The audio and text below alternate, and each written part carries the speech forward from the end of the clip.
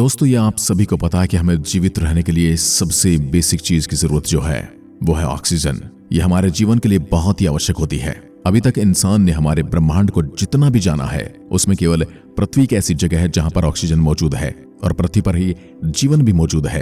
लेकिन आज जिस रफ्तार से पृथ्वी पर पोल्यूशन बढ़ता जा रहा है, प्रदूषण बढ़ रहा है, संभव कि आने वाले समय में पृथ्वी का वातावरण जीवन के अनुकूल नहीं रहने वाला है। इसलिए नासा समेत दुनिया की बड़ी बड़ी स्पेस एजेंसी हमारे सौरमंडल के दूसरे ग्रह पर जीवन की तलाश कर रही है, जिसमें मंगल ग्रह बाकी सभी ग्रहों से ज्यादा अनुकूल प्रतीत होता है। इसलिए नासा व एलन मस्क की स्पेसएक्स 2030 के दशक की शुरुआत में अंतरिक्ष यात्रियों को मंगल ग्रह पर भेजने की तैयारी कर रही है। लेकिन मार्स के हार्श एटमॉस्फेयर में लैंड करने के बाद वहां इंसान जिंदा कैसे रहेंगे, ये सबसे बड़ा सवाल है। ये सबसे रहस्यमयी कदम होने वाला है, क्योंकि वहां पर ऑक्सीजन मौजूद ही नहीं है।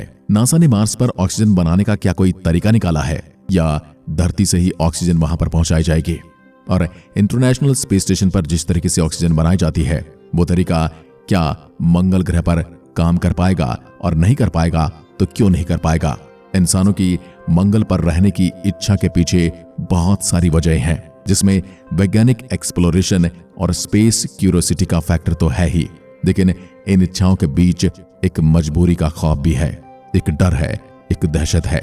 वो ये है कि यदि पृथ्वी पर किसी आपदा के कारण इंसानी जीवन पूरी तरह से नष्ट हो जाए, जैसा 6.5 करोड़ साल पहले हमारी दुनिया से डायनासोर का खात्मा हुआ था, और ऐसा संभव हो भी सकता है, जिसका एक एग्जाम्पल हम क्लाइमेट चेंज के रूप में देख रहे हैं। और यही शायद सबसे बड़ी वजह है। और आने वाले समय में कोई न कोई मंगल का नील आर्मस्ट्रांग बनेगा। एक तरफ एलन मस्क ने पहले 2026 में मार्स को कॉलोनाइज करने का इरादा किया था, लेकिन अब उनकी तरफ से 2029 की प्रेडिक्शन की गई है।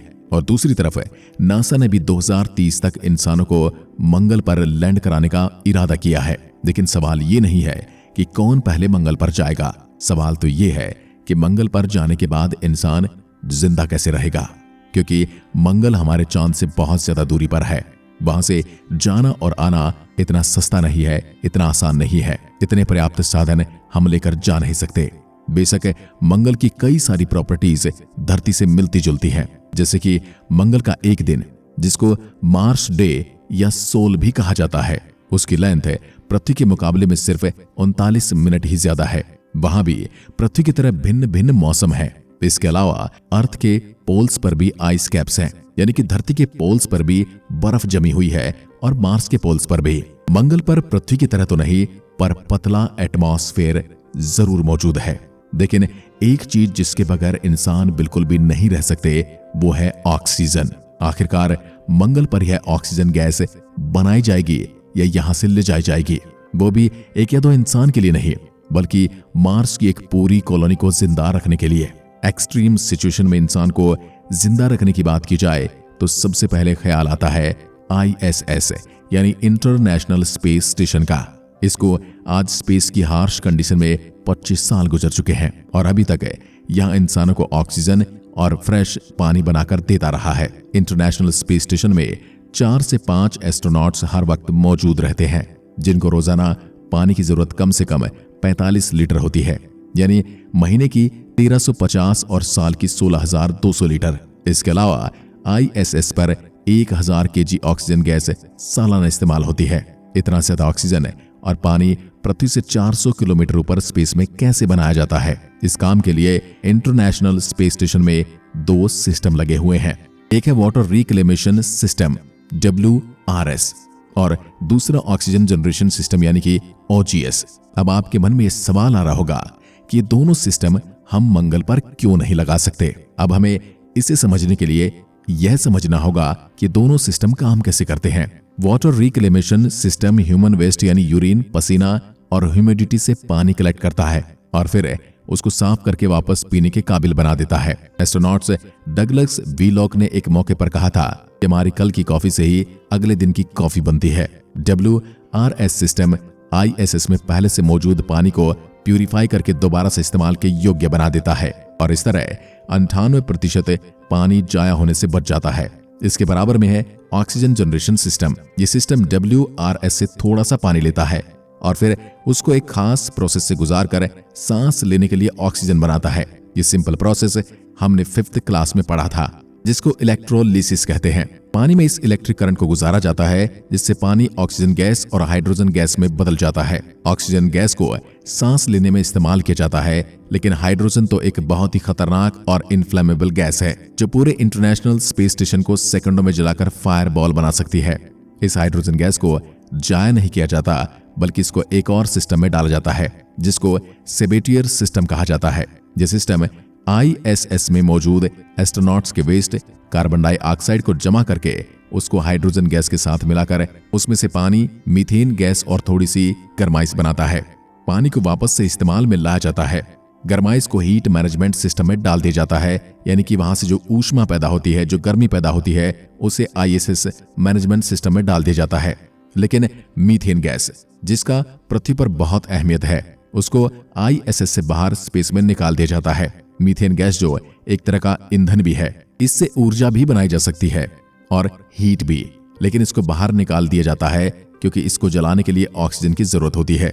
और इंटरनेशनल स्पेस स्टेशन पर ऑक्सीजन ही तो है जो सबसे ज्यादा कीमती है, इसलिए हीट के लिए ऑक्सीजन को बर्बाद नहीं किया जा सकता। ISS के पूरे ऑक्सीजन को वाटर के प्रोसेस से अगर गौर किया जाए तो ये रिफ्यूलिंग मिशन पर डिपेंड करता है। ये भले ही 98% एफिशिएंट तो है, लेकिन फिर भी हर सिस्टम में लॉसेस और लीकेजेस तो होती ही हैं। इसलिए हर 6 महीने या साल के बाद पानी को जमीन से लाकर ISS में डाला जाता है। यह रिफ्यूलिंग मिशन बहुत कॉस्टली होते हैं, जिनमें सिर्फ 1 लीटर पानी को 400 किलोमीटर ऊपर ISS तक पहुंचाने का खर्चा $2,500 से भी ज्यादा होता है।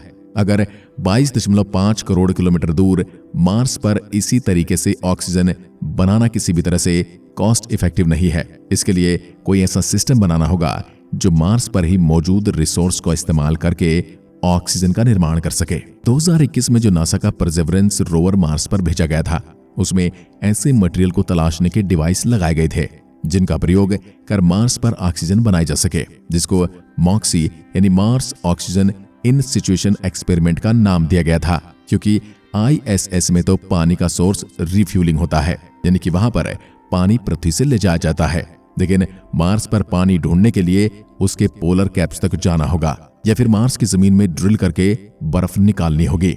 इसी वजह से मॉक्सी मार्स के एटमॉस्फेयर से ही कार्बन डाइऑक्साइड को यूज करके उसमें से ऑक्सीजन बनाता है। कैसे? अगर आसान शब्दों में समझाया जाए तो मार्स के एटमॉस्फेयर में 95% कार्बन डाइऑक्साइड गैस मौजूद है। मॉक्सी बाहर के एटमॉस्फेयर से कार्बन डाइऑक्साइड को पंप करके उसको प्रेशराइज करता है और फिर उसको एक इलेक्ट्रोलाइजर में डालकर 800 डिग्री सेल्सियस के टेम्परेचर पर हीट किया जाता है। इससे कार्बन डाइऑक्साइड गैस में से ऑक्सीजन गैस अलग हो जाती है। यह इलेक्ट्रोलाइजर गोल्ड का बना हुआ है, क्योंकि गोल्ड एक एक्सीलेंट हीट कंडक्टर है जो परसेवरेंस के दूसरे पार्ट को गर्माइश से बचाता है। इस प्रोसेस में कार्बन डाइऑक्साइड से ऑक्सीजन गैस के साथ साथ कार्बन मोनोऑक्साइड भी पैदा होती है। इसका नुकसान यह है कि अगर इस प्रोसेस में कार्बन बिल्कुल अलग हो गया तो वह कार्बन की एक लेयर भी बना सकता है, जैसी एक कुकिंग पैन के नीचे देखने को मिलती है, और यह लेयर परसेवरेंस को नुकसान पहुंचाने में देर नहीं करेगी। इसी वजह से इस प्रोसेस को बड़ी ही सावधानी के साथ परफॉर्म किया जाता है। लेकिन मंगल पर मॉक्सी एक वक्त में कितनी ऑक्सीजन पैदा करता है? इस प्रोसेस में मॉक्सी को बहुत ज्यादा एनर्जी चाहिए होती है, इसलिए इसको नासा कभी कभार ही चलाता है जब सोलर पैनल से एनर्जी बच जाती है।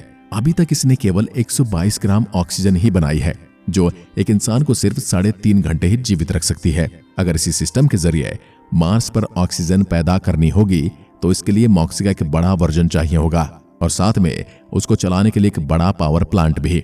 और यही अब तक का सबसे बड़ा चैलेंज है। अब यहाँ समझने की बात यह है कि मॉक्सी कार्बन डाइऑक्साइड को पहले कंप्रेसर की मदद से कंप्रेस करता है, फिर उसको 800 डिग्री सेल्सियस पर गर्म करता है। इन दोनों प्रोसेस के लिए बहुत ज्यादा एनर्जी की जरूरत होती है। इसके सॉल्यूशन के लिए वैज्ञानिक एक फ्यूचर टेक्नोलॉजी पर काम कर रहे हैं, जिसमें कार्बन डाइऑक्साइड के मॉलिक्यूल को कम टेम्परेचर पर ही तोड़ा जा सकेगा। इसमें कार्बन डाइऑक्साइड को हीट करके नहीं, बल्कि इसके अंदर वाइब्रेशन पैदा करके इसमें से ऑक्सीजन मॉलिक्यूल को अलग किया जाना संभव हो पाएगा।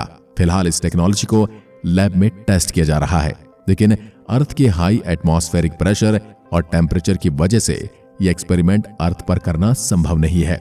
लेकिन मार्स का एटमॉस्फेयर इस काम के लिए बिल्कुल परफेक्ट है। टेक्नोलॉजी चाहे जो भी हो, पर हमारा टारगेट यही है, हमें मंगल पर ऐसी चीज को ही इस्तेमाल करके ऑक्सीजन बनानी है जो वहां पर मौजूद हो, और जो डिवाइस ये ऑक्सीजन बनाएगी उनकी डिपेंडेंसी भी अर्थ पर नहीं हो, क्योंकि इंटरनेशनल स्पेस स्टेशन तो धरती से केवल 400 किलोमीटर की ऊंचाई पर है। अगर वहां से ऑक्सीजन जनरेशन सिस्टम खराब हो गया तो एस्ट्रोनॉट्स को वापस भेजना इतनी बड़ी समस्या नहीं है। वह अपने इमरजेंसी सूट्स पहनकर चंद घंटों तक रिफ्यूलिंग का वेट कर सकते हैं और वापस अर्थ भी आ सकते हैं। लेकिन अगर मार्स पर कोलोनाइजेशन के बाद ऑक्सीजन जनरेशन मशीन में कोई गड़बड़ी आ गई तो न ही रिफ्यूलिंग का ऑप्शन होगा और न ही अर्थ पर वापस आना इतना आसान होगा। उम्मीद है जानकारी अच्छी लगी होगी। आज की वीडियो में बस इतना ही। एक बार फिर मिलते हैं एक और ऐसे ही रोचक ज्ञानवर्धक वीडियो के साथ। तब तक के लिए नमस्कार। जय हिंद, जय भारत।